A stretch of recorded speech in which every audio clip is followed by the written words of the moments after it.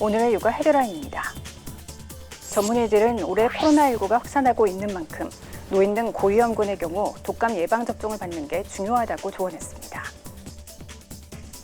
한국소비자원에 따르면 해외 직접 구매로 들어오는 일부 유아용 구강청결용 물휴지에서 국내 안전기준을 초과한 보존제가 검출됐다고 밝혔습니다. 미국 보스턴 대학의 마이클 홀릭 교수 연구팀의 연구 결과 비타민 D가 많이 부족한 사람은 코로나19 감염 위험이 50% 이상 높은 것으로 나타났습니다. 정부는 원격 수업의 질을 끌어올리기 위한 조치로 실시간 쌍방향 수업 확대를 주문했지만 교원단체들은 쌍방향 소통의 기술적 한계를 지적하고 있습니다. 이상 오늘의 육아 헤드라인이었습니다. 시청자 여러분 안녕하십니까? 육아포커스 이지원입니다. 올해도 어느새 3달이 채 남지 않았습니다. 연초에 세우셨던 올해 계획은 잘 이루어가고 계신가요? 혹시 계획만 세우고 시행에 옮기지 못하셨다면 남은 기간 동안 도전해보시는 건 어떨까요? 성공 여부를 떠나 무언가를 이루기 위해 노력하는 과정, 그 자체만으로 소중한 경험이라고 생각됩니다. 시청자 여러분의 소중한 도전을 응원하며 육아포커스 시작하겠습니다.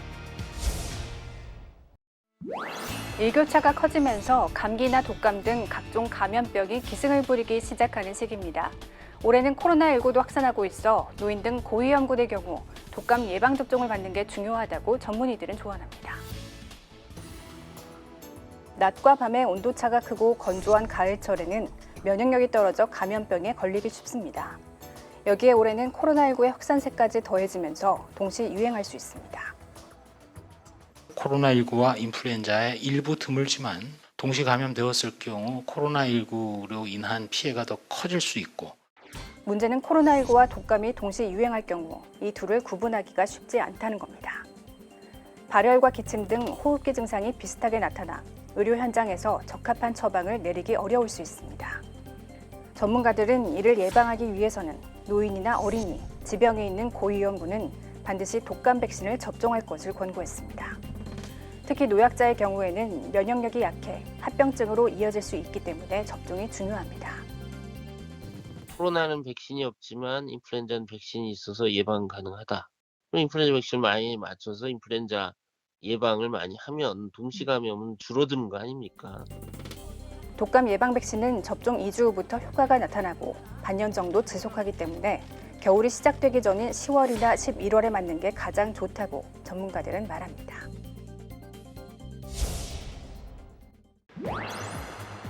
국내에서는 가을철마다 들쥐, 진드기 등을 매개로 하는 3가지 감염병이 유행합니다. 유행성 출혈혈, 렙토스피라증, 스스가무시증인데 모두 야외 활동 이후 걸리기 쉽습니다. 유행성 출혈혈은 들쥐의 배설물에 있던 바이러스가 호흡기로 침투해 감염을 일으키며 렙토스피라증은 렙토스피라균이라는 세균에 감염된 동물의 소변이 흙, 풀 등을 오염시킴으로써 사람에게 옮겨집니다. 스스가무시증은 논과 밭, 풀에 있는 진드기 유충에 물려 감염됩니다. 진드기에 물린 자리에 검은 딱지와 발진이 생기는 특징이 있어 다른 질환과 구별됩니다. 세 질환 모두 고열, 오한, 근육통과 같은 공통점 때문에 감기로 오인하기 쉬워 방치될 위험성이 있습니다. 흔히 감기로 인한 몸살 증상과 구별이 되는 것은 기침, 가래, 콧물 같은 호흡기 증상이 거의 없습니다.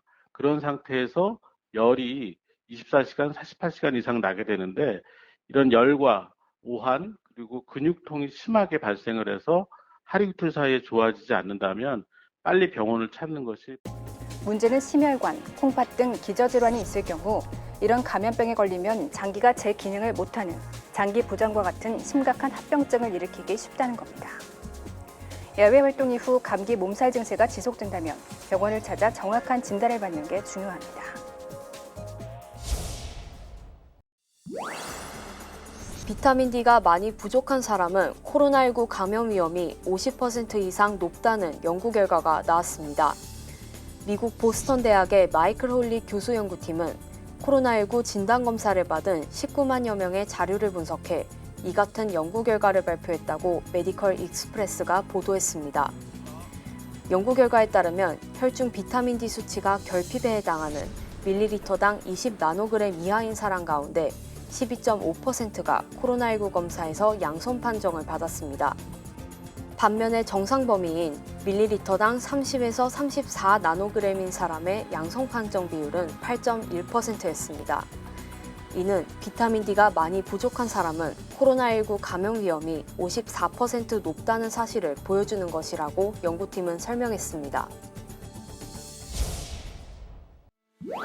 코로나19 사태가 장기화하는 가운데 최근 자해나 우울증, 자살 신고가 증가한 것으로 나타났습니다. 코로나19 확산에 따른 우울감, 이른바 코로나 블루의 영향이라는 분석이 나옵니다.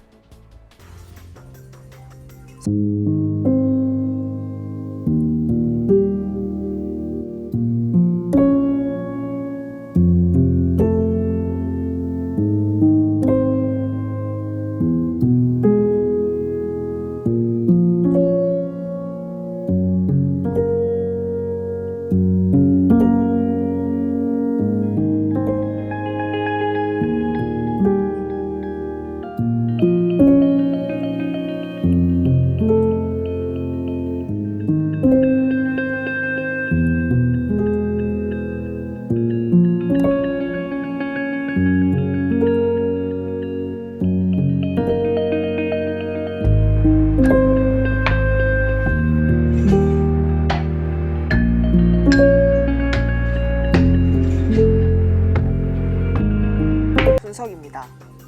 전문가들은 특히 코로나로 인해 아르바이트나 취업 등에서 생활고를 겪고 있는 젊은 층에 이 같은 현상이 집중되고 있다고 말합니다. 경제적인 그 어려움에다가 또 정서적인 고립 그리고 그 앞날에 대한 희망도 지금 취업을 하기 위한 면접이라든가 지원 자체도 중단된 상태다 보니까 희망까지도 갖기도 어려운 코로나 사태가 장기화하는 만큼 주거 형태나 연령, 취업 여부 등에 따라 고위험군을 선별 진단해 심리 상담 등 우선 지원이 필요하다는 지적입니다. 거주민을 대상으로 코로나 검사를 받으라는 안내문이 붙어 있습니다. 서울 강남구 오피스텔 관련 확진자는 또 증가했지만 여전히 감염 경로는 오리무중. 3층부터 12층 사이 5개 층에서 24명의 확진자가 나왔는데 다단계 업체에 의한 전파로 추정되고 있을 뿐입니다. 다단계 사무실이 너무 좀 밀집되어 있다 보니까 하루 만에 몇 명씩 왔다 갔다 해버리니까 그 사람들이 여기 우리 발레집 보면서도 협조를 잘 안 해. 상황이 이렇다 보니 주변 직장인들 시민들도 불안에 떨고 있습니다.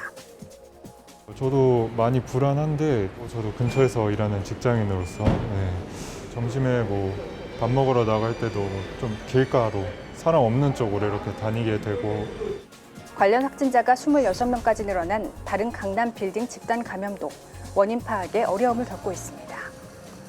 저기는 이제 옆이니까 그래서 좀 그쪽으로 가지 말아야 되겠다. 이제 그 생각할 수밖에 없는 거고. 여기 커피숍 가서 커피 안 먹으러 가는 거고. 네, 그쪽으로 알바로는 이제 줄이게 되는 거죠. 서울 관악구 사우나 관련 확진자도 10명으로 늘었지만 감염 경로는 불분명합니다.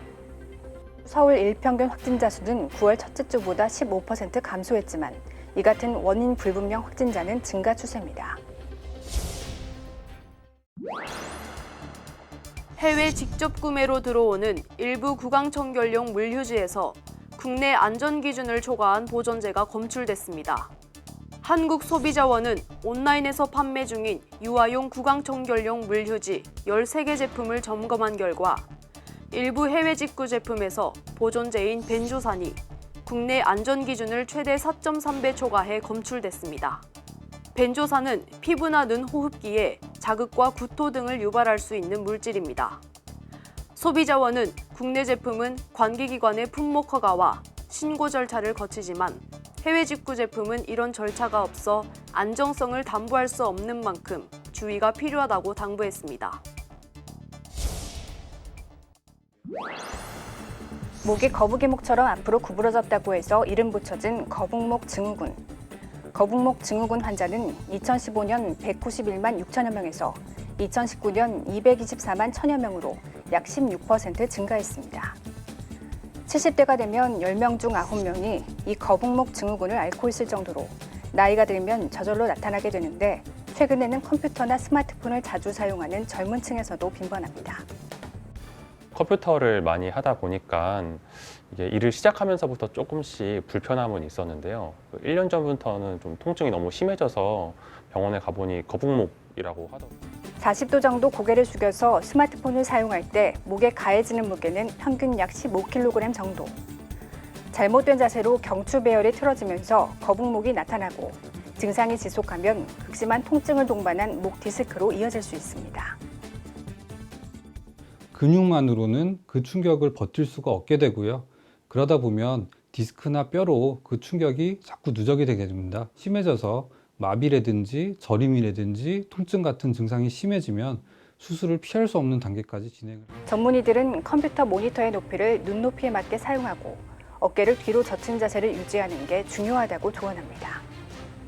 또 목을 가볍게 돌리거나 주물러 주는 등 스트레칭을 생활화하고 팔굽혀펴기나 윗몸 일으키기와 같은 운동을 꾸준히 해야 한다고 강조합니다. 정부는 원격 수업 장기화에 대한 교사와 학생 간 소통 강화책으로 실시간 쌍방향 수업 확대를 내놨습니다.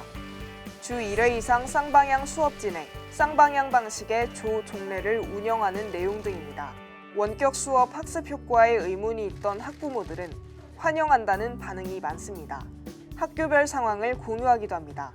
교원단체들 역시 소통을 강화해야 한다는 취지에는 공감합니다. 다만 그 답이 실시간 쌍방향 방식이어야만 하는지에 대해서는 의문을 제기하고 있습니다. 쌍방향 수업에 사용하는 줌 대란이 우려스러운 데다 현장 여건을 고려해 현실적으로 실시간이 어려운 경우가 많아 교사가 콘텐츠를 제작하는 방식으로 고민해왔다는 설명입니다. 선생님들 내부에서도 SNS라든지 전화라든지 다양한 방식으로 반드시 아이들과 소통하는 거는 분명히 해야 된다. 그런데 그게 반드시 실시간 쌍방향 온라인이어야 되냐, 거기에는 의문이 있는 거죠. 강제 사항이 아니라지만 결국 현장에 적용될 때는 획일적 통제가 강화되는 방향이 될 것이란 우려도 나타냈습니다.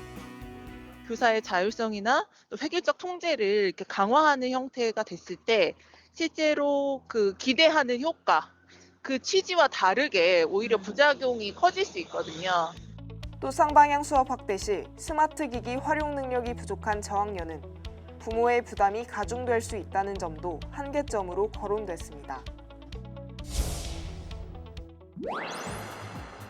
워킹맘 딸 대신 낮에 각각 6살과 2살인 손주들을 돌보는 전홍순 씨는 아이들이 집을 뛰어다닐 때마다 내심 불안합니다.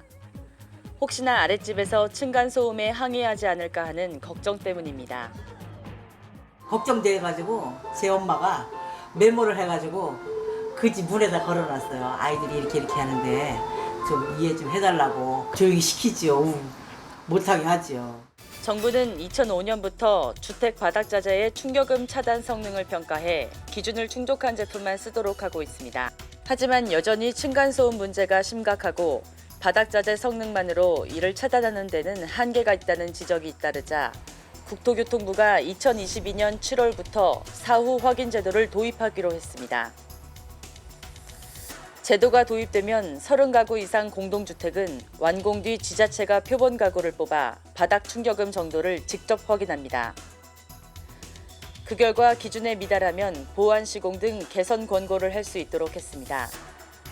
측정 방식도 타이어를 올렸다 떨어뜨리는 방식에서 배구공 크기의 공을 떨어뜨리는 방식으로 바꿔 실제 생활 소음을 최대한 비슷하게 재현하기로 했습니다. 문제는 실효성입니다. 다 지은 아파트를 층간소음 기준 미흡으로 전면 재시공하기 어렵고 그나마 재시공도 권고에 불과한 탓입니다.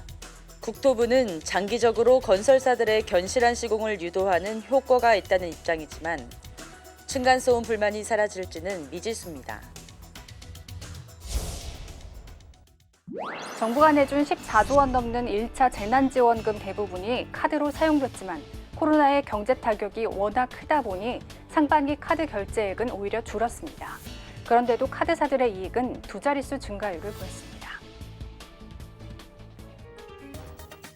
상반기 아동 돌봄 쿠폰 40만 원, 1차 재난지원금 최대 100만 원은 대부분 신용카드로 지급돼 소비에 쓰였습니다.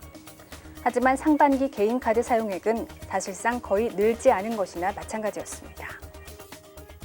코로나 영향으로 좀 카드 이용액이 좀 증가세가 예년보다는 확연하게 많이 둔화됐습니다.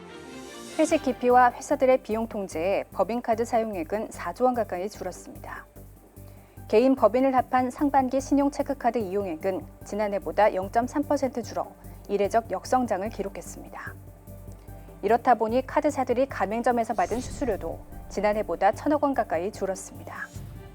그런데도 카드사들의 상반기 순이익은 1년 전보다 20% 가까이 늘며 코로나 불황 속에 웃은 몇 안 되는 업종이 됐습니다. 급전이 필요해진 국민들의 이자 비싼 카드론 이용이 지난해보다 10% 이상 늘며 이자 수익이 1,200억 원 이상 늘어난 반면 코로나 불황과 국내외 이동 제한에 해외 결제 수수료, 마케팅 비용 등이 줄어든 덕분이었습니다.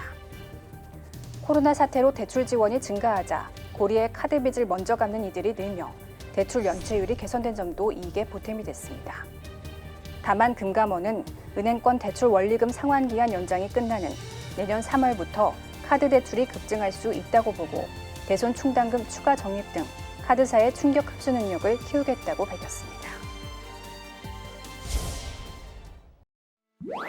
코로나19 사태로 수도권에서 사회적 거리 두기가 강화된 뒤 소상공인들에게는 배달이 생존 대안이 됐죠. 그런데 배달을 포기하는 곳도 늘고 있습니다. 배달료 급등 때문인데요. 하지만 배달업체들은 늘어난 주문을 감당하려면 인상은 어쩔 수 없다고 항변합니다. 경기도 남양주시에서 식당을 운영하고 있는 함용식 씨. 하루 평균 20건 정도 배달 주문이 들어오는데 가급적이면 직접 배달을 다닙니다. 비가 오거나 대형 스포츠 경기로 할증이 붙으면 배달 대행업체에 줘야 할 배달료가 2배 이상 올라가기 때문인데 여기에 배달 애플리케이션 홍보 수수료까지 더하니 부담이 컸기 때문입니다. 배달 대행 기사들은 너네 거 먼저 해줄 테니까 조금 얼마나 또 챙겨줘라고 하는 이런 업주분들과 보이지 않는 그런 밀착 관계들이 또 형성될 우려가 있고 소비자 부담 요소로 전가되는 상황으로 될 수밖에 없는데 급속도로 그런 과정을 지금 가고 있다라고 보입니다. 코로나19 사태 장기화로 배달 주문은 늘었지만 주문을 감당할 배달 기사가 부족해지자 일부 지역의 배달 대행 업체들은 배달 기사들에게 지급하는 3,000원의 건당 기본 수수료를 500원에서 2,000원가량 올렸습니다.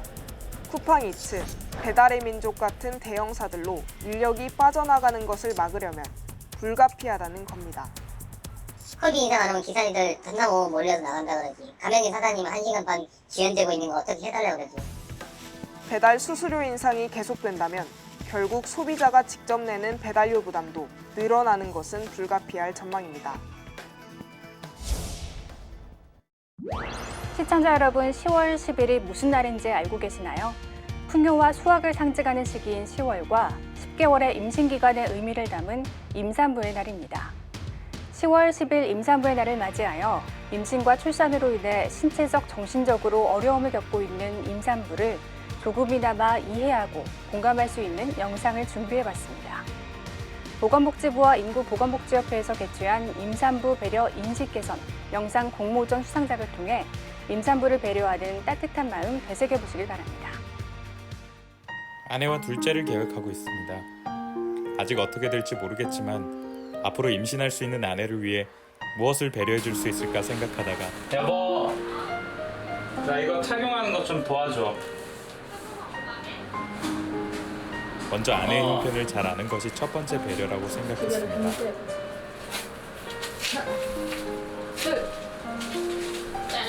임산부 체험복을 대여해서 하루 체험을 해보았습니다. 벌써부터 힘드네요.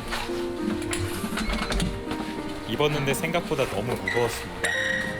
너무 힘듭니다. 배가 나온 채로 아이를 또 카시트에 태워야 하는군요. 안 그래도 배가 나왔는데 임산부 체험복까지 입으니 정말 몸이 무거웠습니다. 진짜 너무 힘듭니다. 자, 운전하러 가시죠.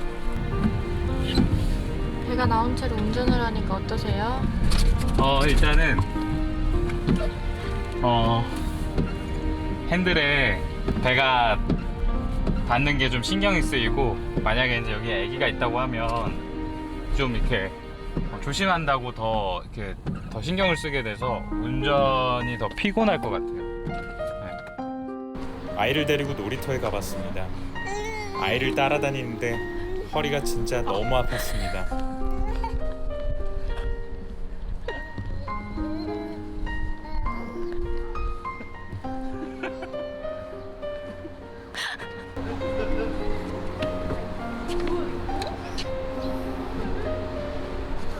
계단도 오르고 놀이터 간지 30분 만에 촬영을 포기했습니다. 임신했을 때 아내가 아이를 데리고 외출을 할 텐데 정말 힘들었습니다.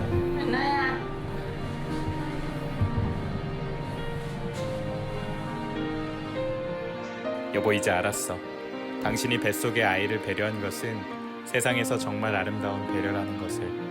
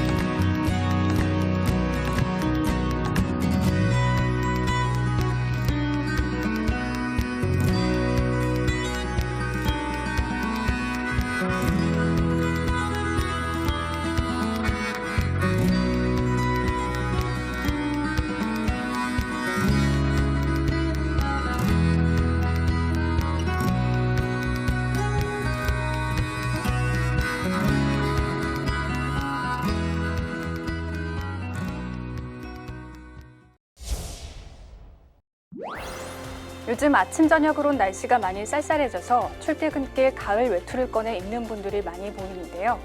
낮이 되면 기온이 올라도 답답하기도 하죠.